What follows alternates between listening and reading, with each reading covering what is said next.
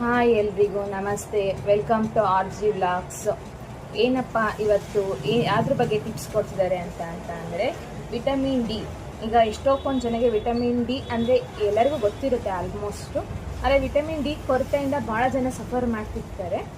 ಹಾಗಾಗಿ ನೀವು vitamin D ಕೊರತೆನ ನಿಮಗೆ ಯಾವ ಥರ ಸೂಕ್ಷ್ಮದಿಂದ ನೀವು ತಿಳ್ಕೊಬೋದು ಅಂತ ಅಂದರೆ, ಈಗ ಜಾಸ್ತಿ ಹೇರ್ ಫಾಲ್ ಆಗ್ತಿರುತ್ತೆ, ಹಾಗೆ ಮತ್ತು ಕಣ್ಣೆಲ್ಲ ಉರಿ ಆಗಿರುತ್ತೆ, ಮತ್ತು ಜಾಸ್ತಿ ವೀಕ್ನೆಸ್ ಆಗಿರ್ತಾರೆ.